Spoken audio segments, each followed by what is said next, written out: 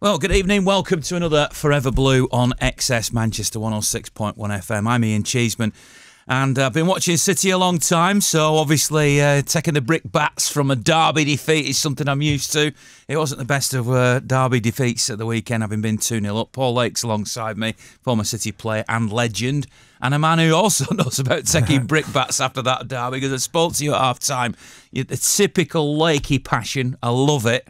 But you went in hooks, line and sinker. You know, you just like me, you were convinced City were going to win that, weren't you? Well, after the first half, Cheesy, I mean, goodness me, you'd never seen a more one-sided first half. And it wasn't just the fact that we were 2 goals up, it was the manner of the football. You know, we were playing beautiful football.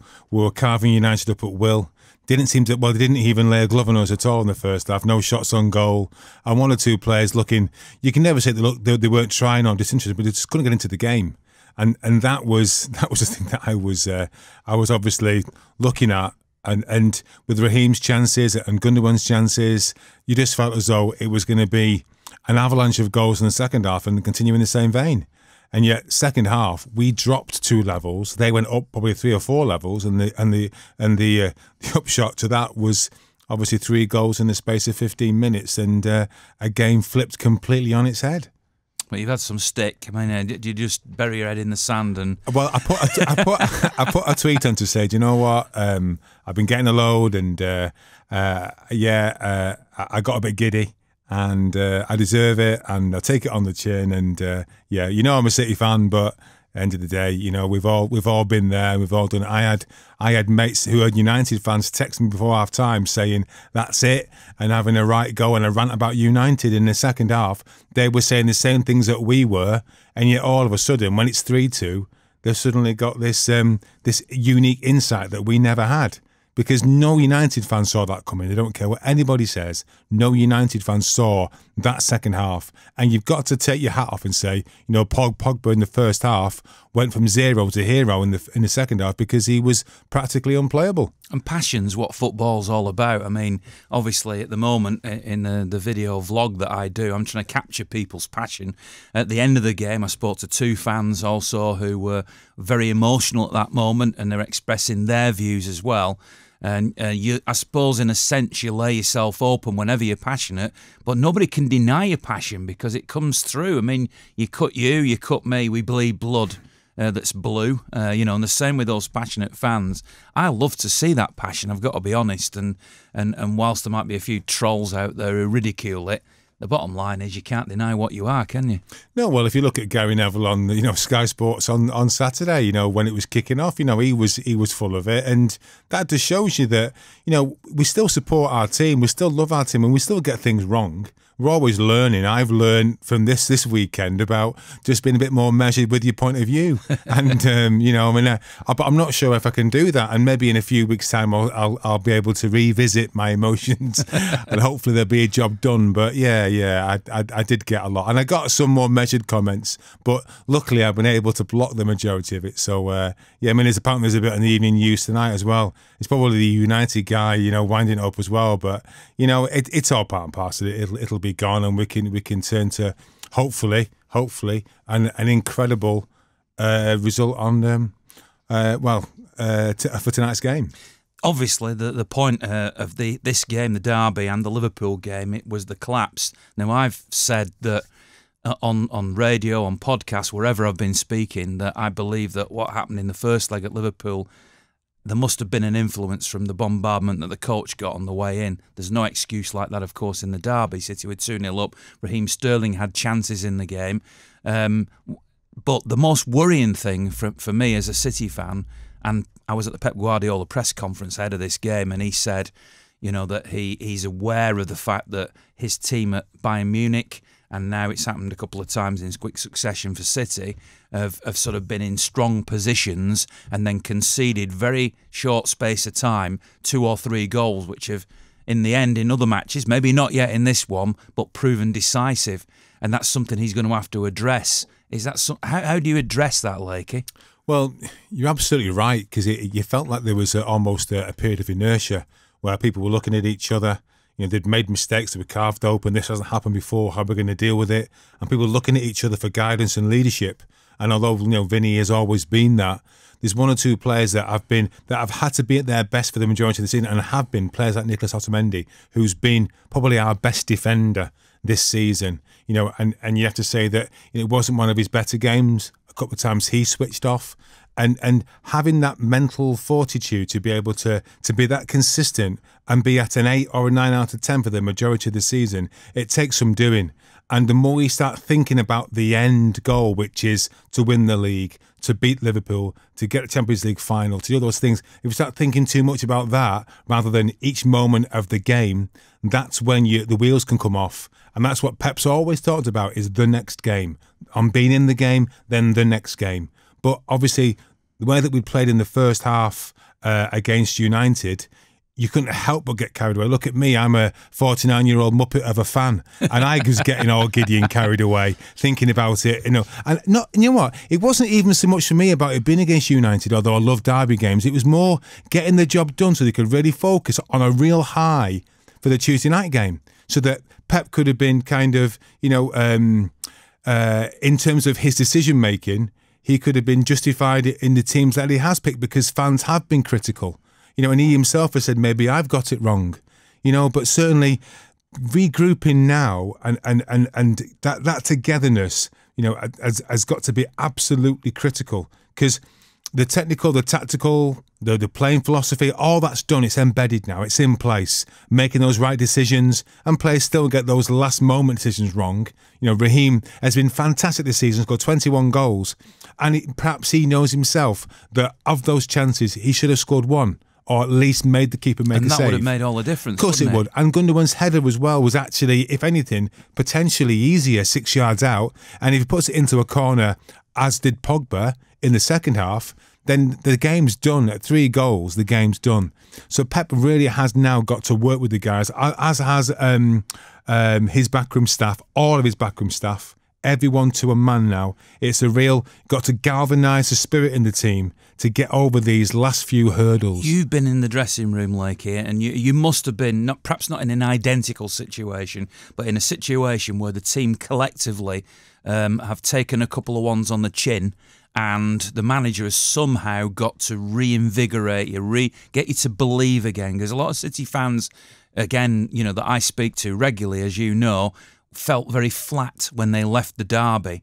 And there will always be some who are just wildly optimistic and say, stop being negative. There might even be people listening right now who's saying, this sounds very negative. What are you talking about? Of course we can do it. City will win 5-0. Believe. You can't believe all this negativity. But I think that the vast majority of City fans will go hopeful and dreaming and will want to win the game. But in the back of the mind, they will be thinking, just as I heard Gary Owen last night on XS Manchester Football Social saying, if you're a betting man, you wouldn't be betting, and even I wouldn't be betting on City coming through this time, because we know that if they get 1 goal, that effectively, City got to get 5. So, the odds are stacked against them. How do you, if you're the coach, and how do you as a player recover from the last 2 successive defeats and the manner in which they happened? Well, I think there's a moment of honesty in terms of that reflection. Exactly what did go wrong and who is culpable, and putting your hands up. And then getting your teammates around you to say, right, I'm there with you. This next game, we're going to be there together, and we will get through this. So they prove a point. Exactly that. But it's that honesty really is first and foremost. I mean, back in the day, we didn't have names on the shirts, and sometimes there'd be someone saying it wasn't me. And because there wasn't that video footage, wasn't those clips, you had to rely on someone being honest and brave and saying, yeah, that was down to me. Even risk losing your place for the following game, saying I was at fault there. But that will happen maybe once or twice during the course of a season. So it's going to be a combination of that honesty and then coming together in terms of helping each other out, of giving each other a lift, about communicating, properly communicating and listening, active listening. What do we need to do? What do we have to do? And that chance to dream. The thing is, what I feel from the City players on tonight's going to be quite simply that they let themselves down against Liverpool and in the second half of the weekend. And this is not going to be how the season's going to be remembered. And unbelievably, there are City fans, never mind other fans, thinking just that very thing when we've been practically unplayable for the lion's share of the season, have played the most exciting football the Premier League's ever seen. And yet that's forgotten in the space of 2 games because of the magnitude of the games. Yes, it's been difficult. Yes, would you have had it a different way if you could have done? Of course we would have. But that's the way that you learn, and all this time, Pep's learning about his teammates, about his players now, and the teammates are looking at each other saying, right, who's going to respond? Who's going to be that leader? And give themselves a lift to get the levels back from where they dropped to at the start of the game and to keep that going. But it's going to have to be, a huge effort. But they have got the quality, they have got the belief and the skill set to do just that. And you will never bet against City not being able to score 3 goals. The problem is going to be because Liverpool are so very powerful and so talented in an attacking sense. You struggle to see City managing to keep a clean sheet. It is a collective thing, isn't it, football? It's 11 players. It's probably more than that these days because of that probably 3 players are going to come on and be part of it as well. And obviously in different games, different players play. And I can't help analysing these 2 games that have just been and looking at it as collective failure rather than individual. Lots of the media focus on the central defenders and City are weak defensively. But I think, and I'm sure you'd back me up on this, the team defends as a team, the team attacks as a team. Raheem Sterling missed chances, Gundogan missed a chance. That's part of the problem. In midfield, you have to prevent the ball getting through to your defenders. So the midfielders are culpable. The defenders then have to do their defending. So they're culpable. And the goalkeeper has to make a save. So it isn't just about an individual, even though at times it feels like that's what the way that the media drives the agenda. But to me, that has to be something that happens in the dressing room. Vincent Kompany apparently in the 2012 season did a bit of a, like you do, Churchillian speech in the dressing room and galvanised people after that game when City lost to Arsenal and then went on a winning run after that. And I wonder whether it needs 1 or 2 of those individuals in that dressing room to say, listen, we're in this together. It's not about individuals. It's about collectively working for each other. And we've seen so much of that from City players this season, that work rate. And if they can galvanise that, even though I accept, and I will say right here and right now before the game, I can't somehow see City turning it over. But with that attitude, anything's possible, isn't it? It is. And perhaps what Pep will do alongside those key leaders in the changing room to say, look, from this point onwards, no defeats at the end of the season. And on the back of that comes a bit more of a steely attitude in terms of defending, not forgetting to defend first and foremost and then look to play, rather than trying to get on the front foot every single second that the boys are trying to do. Just have an eye on that, and being more not conservative, but being more aware of those moments where you have to defend by giving yourself game management, just half a yard, half a yard here, half a yard to the right, half a yard stepping in, stepping back, pulling somebody in a little bit more, better communication, and not being fearful of A, making a mistake, and B, having to clear your line sometimes, which City don't often do, and they'll still try and pick a pass out, and Pep won't like that. But on occasion, sometimes that will have to take place. And even Pep would agree that in those moments, it's better to do that because we win the ball back so well anyway. But like you say, I don't think anyone in the changing room points the finger. They accept it as a team. The players themselves know when you're 5 and 6 and you make a mistake and someone scores, you know that you made a mistake. You don't need to be told. You know what I mean? And it's the same for these guys. But whether they've approached every single game is about entertaining, about doing your jobs in the best way possible, looking to try and get on the front foot, pass forward all the time, try to create chances, be creative, and those things have taken them to a level which has been hard for any team to live with. But on the back of that, there has to be a recognition that sometimes you have to be not necessarily pretty. I'm not going to say ugly because Pep does not play ugly. He doesn't win ugly. But just at times, just don't be as pretty as you have been previously, just to be able to see those precious moments out in a game. And as you rightly said, Ian, it's about, and those key moments, game management. We've got a couple of guests coming up in a minute, but I want to ask you one more question before we go into the break, which is about the crowd. A lot of the people who spoke to me after the game were frankly quite angry and saying that they wanted the crowd to make more noise, to react, to get behind the team. Now, I'm not going to be one of those people who, even though I could sit here and say, yeah, get behind the team.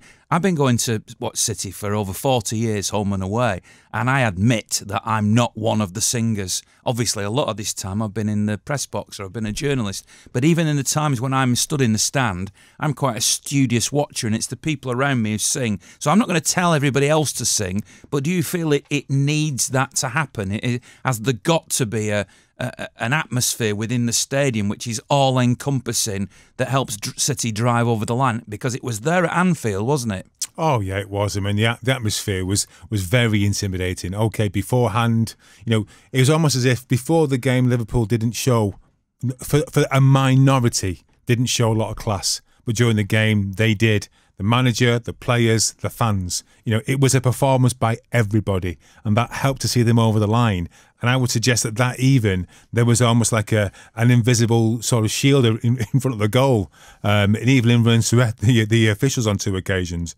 Let's not go there though. But like you say, Ian, we need to create the atmosphere like we did at the Barcelona game. Something along those lines. Hamburg's another one that springs to mind. Exactly. And about enjoying the experience, enjoying the moment, enjoying being in that situation. What would we have said, City fans being in the quarter-final of a Champions League and having a chance to win the league against our arch rivals in the same week? 20 years ago, 10 years ago, even 5 years ago, that's a nonsense, not going to happen. So it's about pinching yourself, being in the moment and enjoying it and being relaxed, because we're now not expected to win. But what we could still do is put on a show to really, really light up the Champions League, to light up, our fan base, which is growing worldwide. Even if it's heroic failure. Even if it is, just a bridge too far to try and pull back that 3-goal difference. There's nothing better than being a Blue anyway, Lakey, is there? I don't think so, anyway. Right, we've got a couple of games. This is Forever Blue, XS Manchester 106.1 FM. I'm Ian Cheeseman, Paul Lake. The City legend is next to me. And talking of legends, and talking of XS Manchester legends, how about this all being joined up now? Because Mike Joyce, legendary drummer of the Smiths, was at the game. I saw him at the game at the weekend, and he joins us now. Evening, Michael. Hi, Ian. How you doing, mate?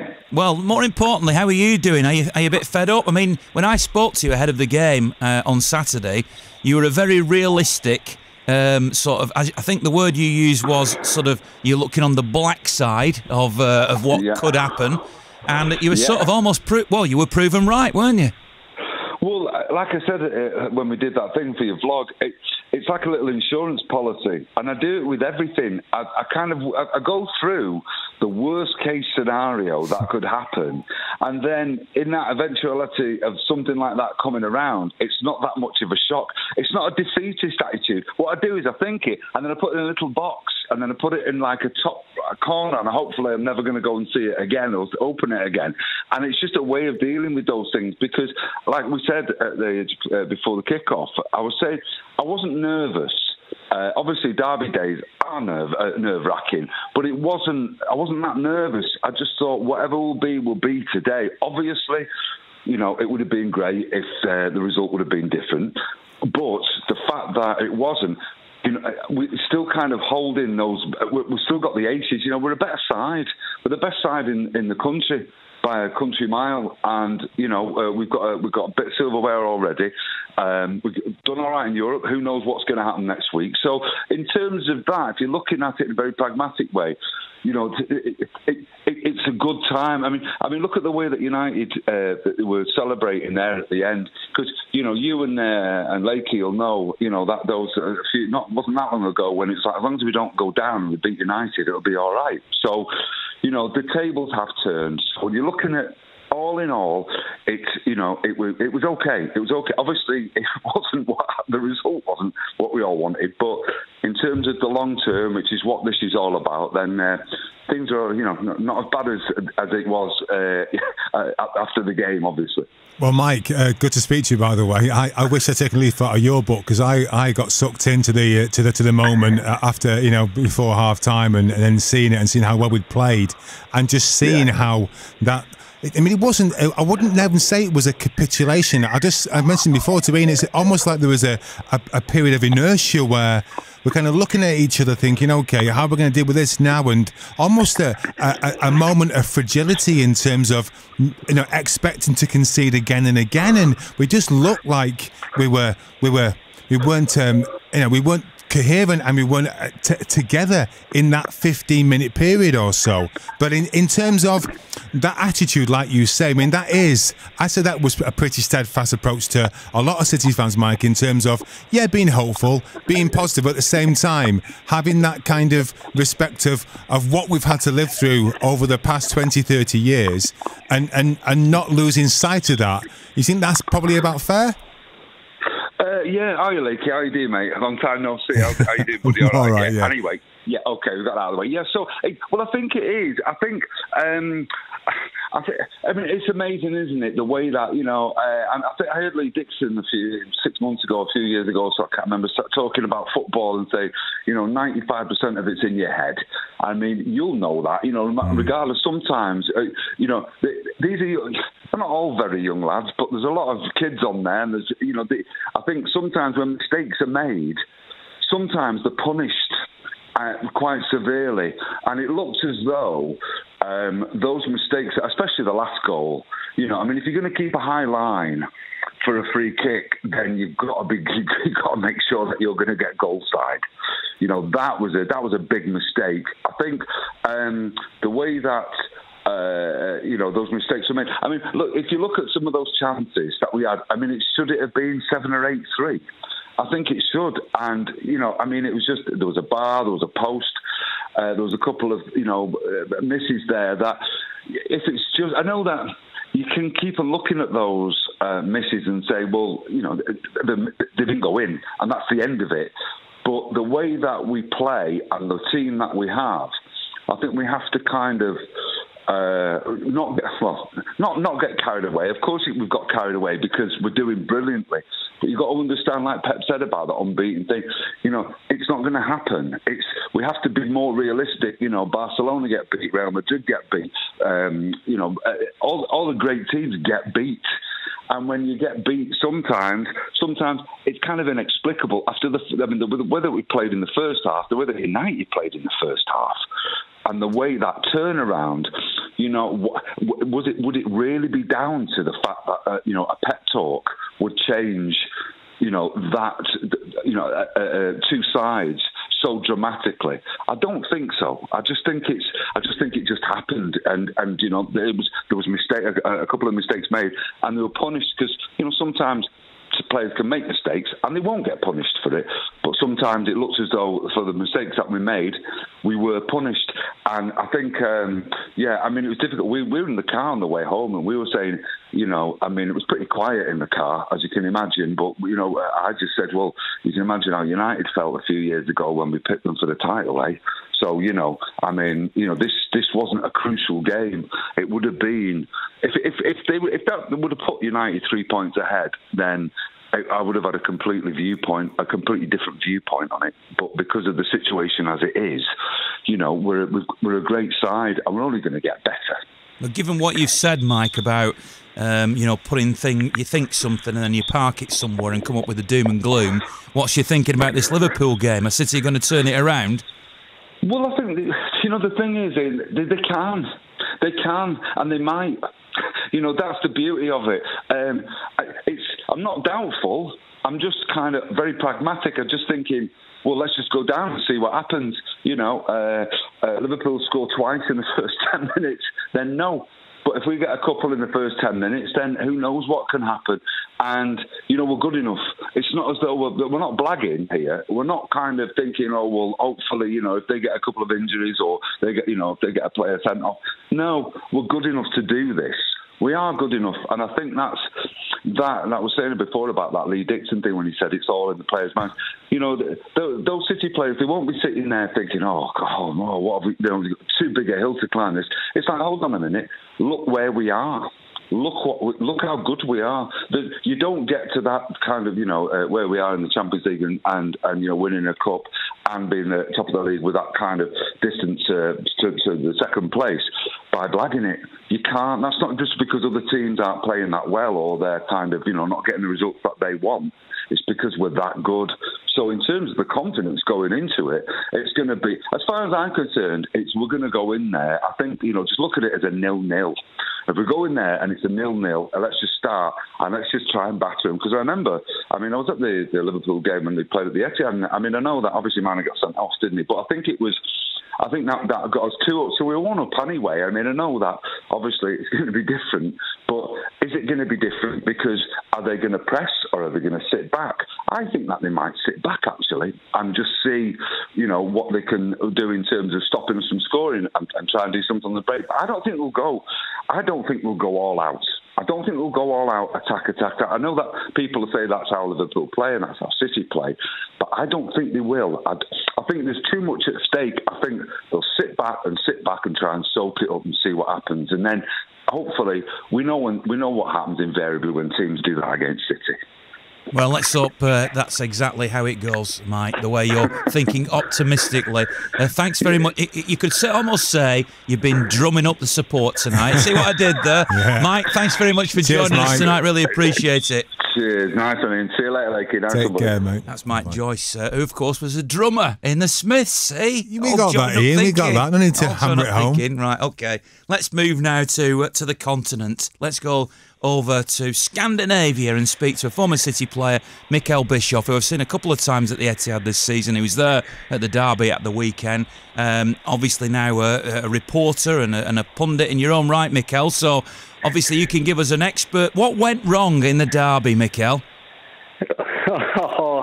In English as well. It must be something mentally a little bit at the moment. I think if you've been a football player yourself, in the periods where you can see the goal and you get a little bit nervous after the goal. And I think at the moment, City, when they can see the goal, they're quite nervous after. So it's a mental thing at the moment, I think.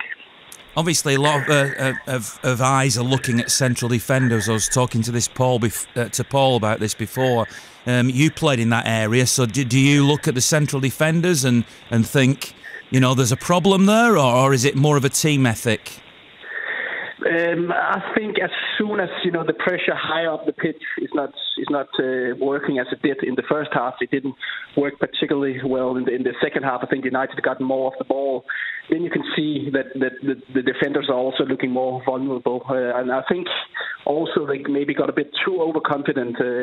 Otamendi got dragged out to the corner flag with the first goal, and Kompany tried to nick the ball instead of actually trying to read the game. He was trying to be too clever and read the game on the first goal. So I think maybe they got a little bit too overconfident. They were too much on top of the game. You saw also sometimes in the first half, Kompany was going up and into the midfield, receiving the ball and playing it on. So I think maybe it was too easy in the first half, and then they overplayed a little bit and were too confident in the second half. How Mikael said before that he was worried about replying in English. His English is actually better than ours, isn't it? It is, yeah. It's putting us to shame. Hi, Mikael. There's a question I wanted to ask you is that, in terms of the European kind of perspective of seeing how Pep has approached these two games, obviously massive games for Manchester City, the Liverpool game, the Champions League game, and the game at the weekend. Do you think that the way that he approached in terms of his team selection is acceptable, or would you feel that, or the mood is that actually he should have really gone for the derby game and put the league to bed with his strongest side? No, but of course there's this thing about tired legs, and that's a big thing. But there's also mentally tired, and I think the defeat against Liverpool took very much out of them. I know when you come into a dressing room after you have lost a game, the mood is so low, and on the way home on the coach, so they'll be very low, and he has to pick them up the next day. And the best way to pick a football team up is actually to go out and get a good experience after. So I think the lineup against Manchester United was quite strong. Of course, they rested a couple of players, but also to get them into a good rhythm again and get confidence before the Liverpool game. I think that was important, and that's why there was quite a few first-team players playing. Yeah, exactly. I mean, it's just interesting because obviously lots of fans here have got different opinions, and that's why we love football, because everyone's entitled to their opinions. But at the same time, we're also looking at a manager that has achieved a lot of success with some, incredible clubs, with some incredible teams, and he's walked the walk as well as talking the talk. So in terms of the Liverpool game, I mean, do you see it being a case of a bit of cat and mouse in terms of, as we say, Liverpool just soaking up pressure and counter-attack football? Or do you feel as though they're going to go 3 up top, press high, and just play the same as they did at Anfield? I don't think they're going to do the same as they did in Anfield, because they had Anfield, and they're a different team at Anfield. But I think in periods during the game they're going to go high, and that's what we've seen with Klopp against Man City, also at Etihad.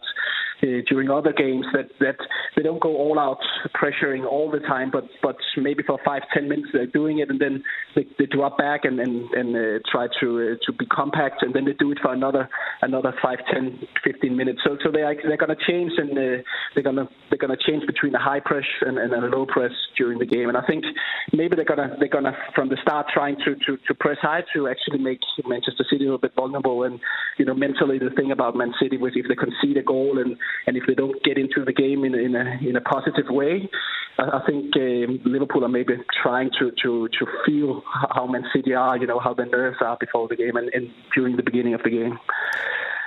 How do you look back, just to lighten this slightly now, Mikel? Obviously, we're talking to you all about the football, but during your time at City, I got to know you a little bit when we were doing Junior Blues and things like that together. How do you look back on your time at City?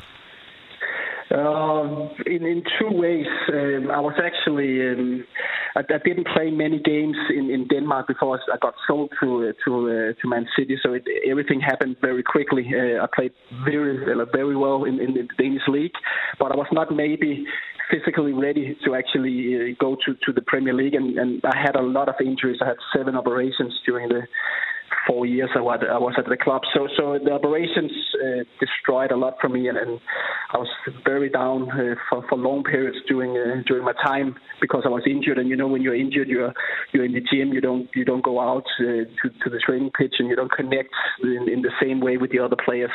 But I was lucky. There was a lot of Danish players when I was there. There was Peter Schmeichel, Niklas Jensen, Kevin Ellegaard, and Kasper Schmeichel. So that actually kept my mood up. But it was a tough time, because when you're far away from your family and friends, and you're injured a lot, it was a bit of suffering. But during the good periods, it was fantastic.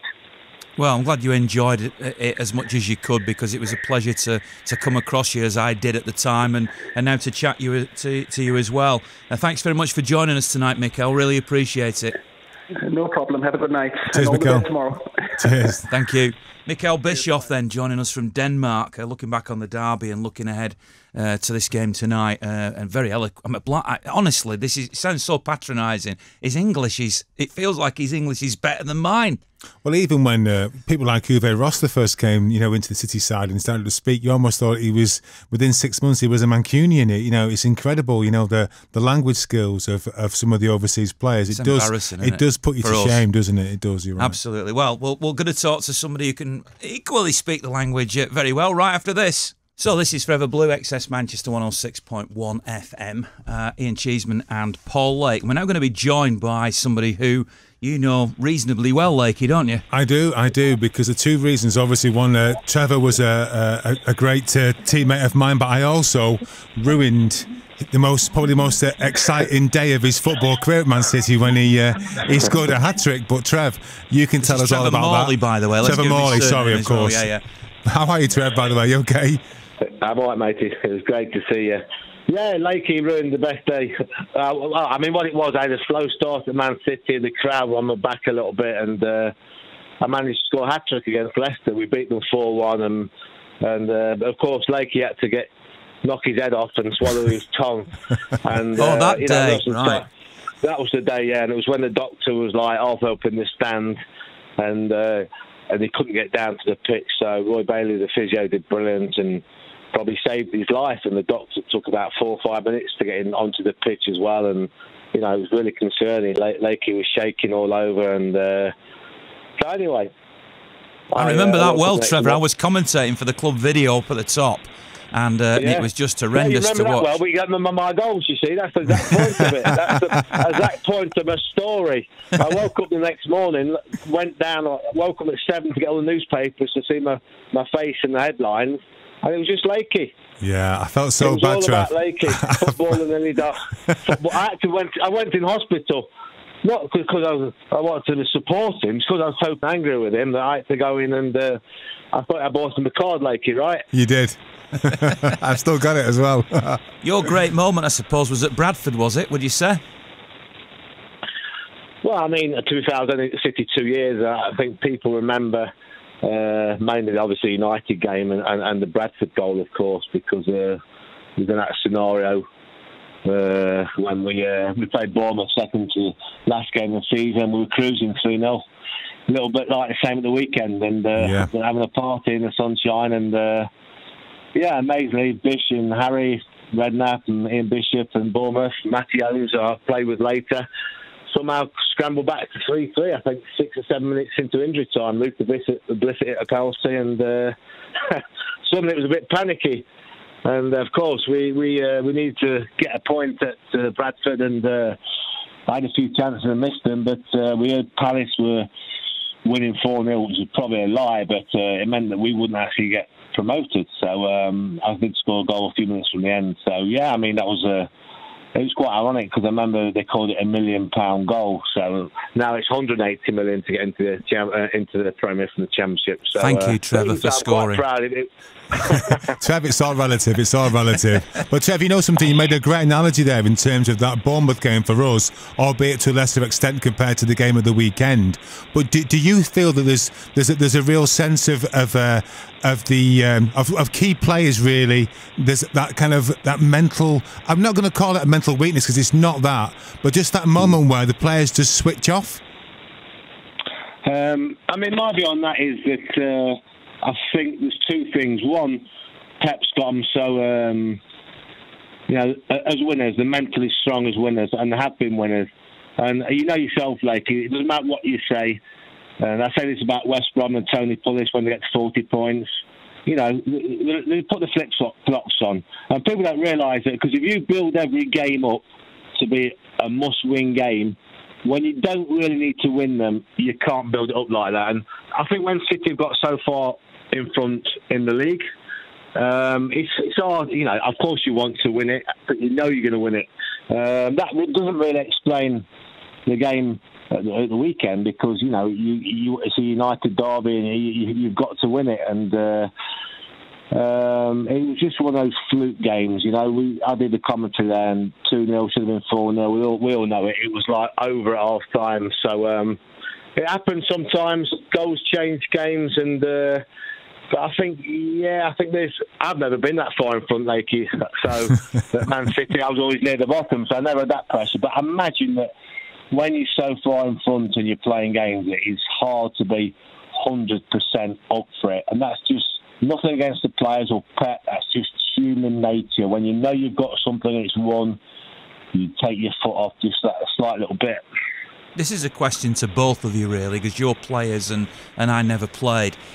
When you're in one of these situations, and obviously Trevor at Bradford and needing to get that goal, something, as a fan, you're just praying for a miracle, but as a player, you have to make that miracle happen. And City need a miracle against Liverpool. They need to be, as Pep said, perfect to win the game. Does that come through to you, both of you, as a player? Do you feel that? How do you find that next level in that moment or in those moments? Go on, Lakey, you go first. Okay, Trev. Well, I mean, in terms of looking at it from a personal perspective and then from a team perspective, is that how you that resolve you have to recognise what you need to do, your responsibilities first and foremost, and to manage your emotions. Because in those key moments, no matter how many times you've done it, there's an expectation. There was an expectation for City to win at the weekend. Regardless of the Liverpool game on the Wednesday, there was that expectation. And so how you manage your emotions, again, is key. Then how you are as a unit, how you are, that togetherness. If you've got a player because we saw at the weekend that the players went from a 9 out of 10 to a 5 out of 10 in the space of 15, 16 minutes. There was a massive drop. By the flip side of it, United players' levels went up. But be able to manage that consistency and manage your emotions, I think it is absolutely key. What you've got is Pep Guardiola's experience in doing that, and you've got players that have won World Cups, that have won championships, that will have to look back, recognise those moments and how they felt, to be able to address what's to come. And hopefully that amount of that craft knowledge will get you to a place where you're able to learn from those mistakes, learn quickly and apply yourself. I'm imagining, Trevor, as you come to answer this now, it's a bit of an out-of-body experience in those key moments in games, in big games, isn't it? Yeah, I mean, I can't top Lakey's answer. He was always smarter than me, although he couldn't cut his toenails. He always had long toenails. I can't understand that. I don't know what it was. It used to irritate me. I had the longest toenails ever. But I just think there's a difference with cup football, I think, knockout stage. And I think the scenario now is that, you know what you've got to do. It's not like a league game or, you know, it's sudden death. And, you know, I've got a feeling. I don't think it's a miracle at all. I know. I mean, I'd say 90% it's Liverpool's favour, but I think there's a good 10% there that City can do something. And like the Anfield crowd, if they score early against Liverpool, the place will take off. I mean, I've not really been in them situations, but I remember it was a funny story when I first signed for West Ham. I was cup tied and they got to the semi-final of the League Cup, and that was home and away, and they played Luton on the old plastic pitch. That's how old I am. And I wasn't playing, but they lost 6-0. They lost 6-0 in the first semi-final, so the tie was finished, you know. But they came back to Upton Park, and there was like nearly 30,000 people turned up. I thought no one would turn up, you know. And West Ham was 3-0 up after 20 minutes. And the place was buzzing. I think Julian didn't hit the crossbar. He finished 3-0, but, you know, I think there's a different mentality. I think, you know, if you're a player at Man City now, it's got to be everything. Everything's got to be perfect. You've got to take your chances. You can't afford to give a goal away. And it'll be buzzing the crowd, the expectations. And you know if you pull this off, and it's the same for Liverpool, they'll be uncomfortable because they know they've had a great results. But in a way, if they've won 1-0, they're coming in, knowing they have to fight. Now they know they've got the game in their hands. And they'll be panicking because they don't want to throw away the 3-0 lead because, you know, they'll be absolutely, crucified. So there's a bit of mental to it. Everything to lose for City, everything to win for City and everything to lose for Liverpool. But, it's a tough one. But I think with the players coming back, Aguero hopefully will start. And, you know, it's going to be the full-strength side. So it's definitely possible because Liverpool have shown a few times this season a little bit what City did second half. You know, if they concede, they can throw leads away. I can tell that you have a passion for the game, Trevor, and you've played for a few different clubs. Do you still have a passion for City? Yeah, of course. I mean, it's a different club. There's no doubt about that. For me, I mean, I remember I'd come like 6th, 5th, 4th, 3rd, 2nd and 1st. I'd come through, you know, so it was quite unique because I was 25 maybe when I came to City. And, you know, these lads like Lakey, he had about 6 or 7 of them, 18, 19-year-olds, fantastic players. I remember one of my first training sessions, we were doing sides, like sort of you ran down the side of the football pitch and jogged across and ran down to the side. And I don't know if they did it on purpose, but they put me with Lakey. I think it was Steve Redmond, Ian Brightwell and Andy Hinchcliffe. And they were flying. Do you know what I mean? I thought, I'd just come from Northampton Town, I was 25. I thought, these guys are unbelievable. They were so quick, I was nearly dying trying to keep up with them, you know. So, what was the question again? He's still got an affection for City. Yeah, of course. Well, that'll do for us. Of course, I was at West Ham for 6 years, so a big passion for West Ham, but City, the supporters there, fantastic. You know, I just wish I could do it over again, you know, because I feel like it went too quickly at City. I felt like I had a slow start. I sort of came in and left for Paul Stewart, and the crowd liked Paul Molden, so I got a bit of abuse at the start. I didn't mind that because I wasn't really scoring goals, but the fact I won them round and they were on my side a little bit, I really like that, and I appreciated them, you know, for sticking by me, not for giving me a hard time, but I could understand that as well. So fantastic supporters, and it was. I felt like it ended a bit early because when Howard came and we had started putting a good team together, and then suddenly, you know, you come in one day and you've gone, and there wasn't much choice in it. You know, and being Bish were sold on to West Ham, and Wardy came in, and it, you know. I loved my time at West Ham. I wouldn't change it, but it was a shame because it's such a big club, and I was just settling. You know, I was just settling. So I felt a bit cheated that I didn't have a bit more time at City. And what was great was, I mean, I can remember even the Manchester derby. I'm like 25, maybe. I was like, I think I was like the second or third oldest player in the team. You know. And now how old are you, Trev? Listen, we've got to stop it there. Trev, thanks very much for your time tonight. Really appreciate it. Lovely to chat to you. Thank you. Okay, pal. Cheers, Trev. That's Trevor Morley joining us on Cheers, XS Manchester's Forever Blue. Now, it all remains to be seen whether City can turn round that 3-0 scoreline. Are they going to do it, Lakey, in a word? In a word, hopefully.